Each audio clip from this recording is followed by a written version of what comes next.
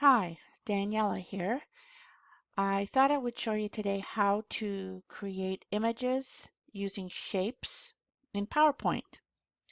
You don't need a high-tech graphic software for this, just a little bit of imagination and the help of an already existing image to help you define the spaces within that image. So um, I have two pianos here, and one of them is actually an image and one is actually one that I've created. If you thought this was the image from Google Images, you're correct. This is the one I created, and what I'm going to do is show you that this is actually bits and pieces of different shapes used. I will just do a little quick separation here. You'll see that these are all pieces. I'm just going to Control Z and put them back for now. Now, once you've completed it, you do want to click, select, drag to, and make it one object. So from here, I would, once you find the four-way cross there, I would right click. And once you find, you have to just make sure you find the menu, group, and group. So I'm not going to group it right now as one object because I will need it to perhaps show you a few things as we go. Here you will see one that I just created again for this demonstration, which I will flip back and forth to speed things up for us. First thing you want to do is anywhere, you could start anywhere here, but what you need to do is you need to go to Shapes, Insert, Shapes, just grab a rectangle and start your shapes going. In terms of color, you can color as you go, or you can just flip the color at the very end with using the eyedropper, and then Format Painter or F4 will help you colorize it. So I can show you that too. So at this point, we are going to start creating. Now there's going to be a lot of adjustments as we go. I would say start with this, but again, doesn't matter where you start. And there's no exact measurements here. So this is my little piece right here. Now there is lines here. So what I did here was create another little box, and I just Control D for duplicate, bring it in, because now we've got the right height. We just need to adjust the width approximately. Again, keeping in mind what's here and looking to see how this all fits in. Now, because this has got lines in it, you could use, when you go to the formatting tools, drawing tools ribbon, you can select the shape outline and you can add in your little gray lines if they're not there. Sometimes there's usually already a border, but if not, you can add a border. So from here, I'm going to draw these little foot pedals in. If anybody plays the piano, you'll know these are foot pedals. I play the piano. So I'm going to grab probably a few choices, but I would use this one, the circle, and bring it down here, click and drag. Now what you're going to get is something like this. So what I'd like to do is get rid of the little round part at the top. It is here too, but I wanted to make it sort of three-dimensional. Sometimes you need to just make a little few adjustments, but it should still work. I'm just going to bring it up a bit, and I'm going to send it to back, because right now you can see it's on top. So I'm going to click back on it. Now it's really hard to grab these small items, so you have to find those four arrow a cross shape with four arrows and right click, just keep right clicking until you get the menu and send to back. I'm also going to adjust the color. I'm going to go to Shape Fill. I'm going to do a bit of maybe a light gray, and I want to get a little bit of dark at the tip of it, so I'm going to use Gradient for that. So go to Gradient, and I'd like it to be darker at the tip, so this is the bottom part. So that's one petal.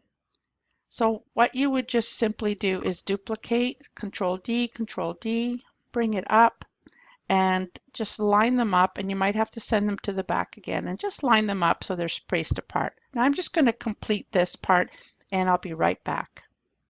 Okay, I'm back. So I've just made them all look the same. Now, in order to get a bit of an angle on them, just click and just use this circular. It'll just rotate it a little bit, and do the same with this one the other way. Okay, so again, now we've got them coming out at the side, and we're done.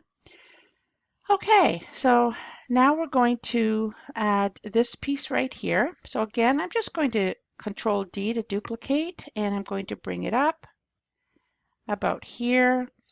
And now as you can see, now there is the guiding lines here. You can see them showing up. They're dotted so that there it is right there.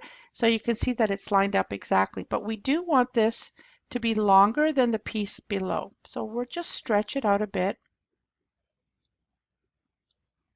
Okay, again, keeping an eye on here. Now there is about a little more space before the legs are drawn in. Okay, we're going to draw this in now, and you can see that it has a bit of, it's shorter at the bottom, or the width is they're smaller at the bottom and wider at the top. So I used a this item right here, and it's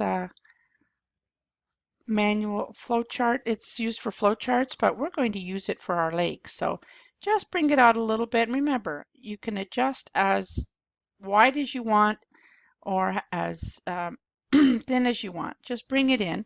And of course, we're going to Control D to duplicate so it saves us time. There we go. And again, we just have to do a little adjusting. So I'm not going to make this too perfect to save you some time here. So the next part, actually the legs, we can actually make them go right up to the top of above the bar at the top there. Again, you know, I'm just trying to give you an idea or a sense of how this was done. Now these shapes here, excuse me, are a little bit different. They're more of an angle, and I use this one here, parallelogram. And I just click and drag it to approximately what I'd like, and then Control D for the other side.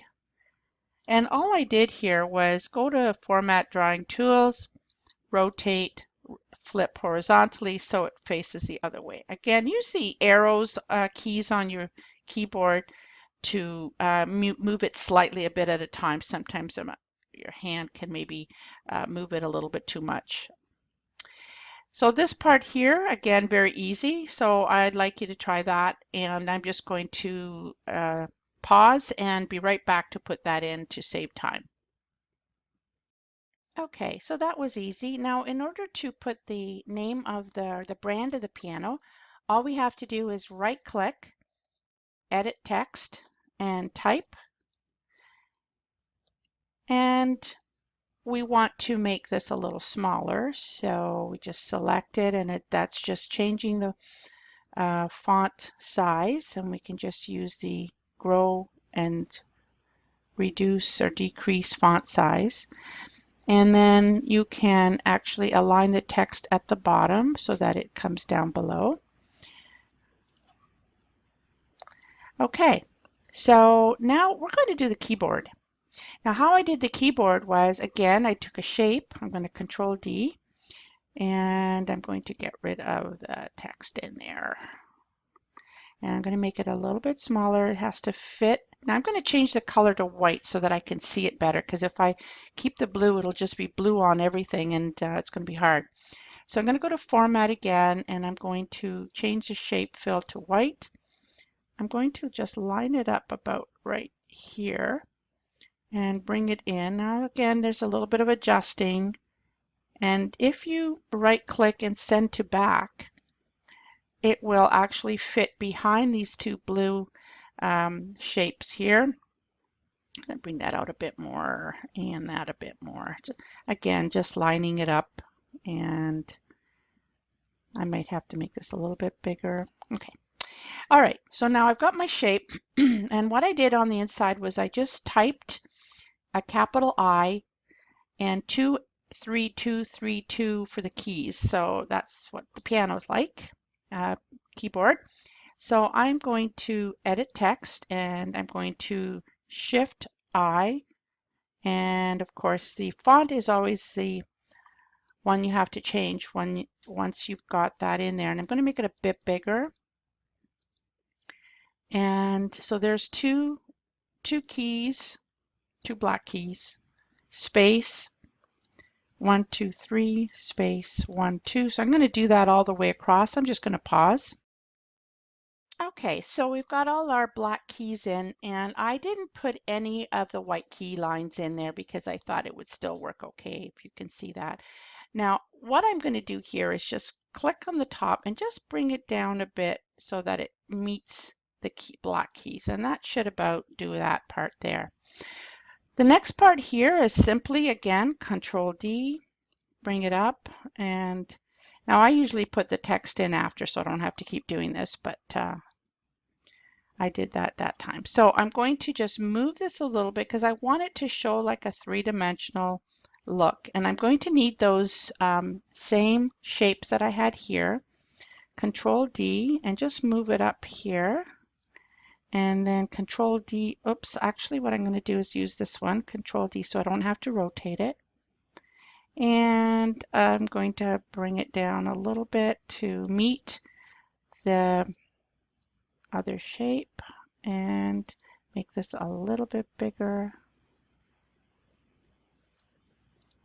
And so that's that. Now, this part here was done in two shapes. So again, I'm just going to Control D. I'm just lazy and I don't want to keep inserting. We don't have time for that. So I'm just going to bring this down to about that shape as it is here. I'm going to grab another shape, and I'll probably just use this one here. And we're going to just put this on top and bring it down so it's got that sort of rounded shape. I'm going to remove the border lines so it looks like it's all one. So I'm going to go to Shape, Outline, No Outline. And now this part here, to get sort of that bit of a reflection, what we want to do is use gradient. So I'm going to try and select both of these, go to Format, Shape Fill, Gradient, and now we don't want the lighter color and we don't really want the darker color. So I'm going to go to More Gradients, and you just have to kind of play around with this. Click on Gradient Fill. You can see it's the reflection is on the right side. Now, because we selected both, they're both going to have the gradient. So I think I'm going to remove it from the top one and just leave it on the bottom. It doesn't matter what side the reflection is. It all depends on where the reflection or the lighting is coming from. Now you can make the reflection a little bit bigger by just dragging. Here's your color selection so you can choose whatever you want. So what I'd like to do is click and select now the whole thing. Right click and get our menu and group that so that it comes together. Put it on top, and there you go. All you need now is a bench and some sheet music. Oh, one more thing. Just select it all now and then right click and get your group together so now it becomes one.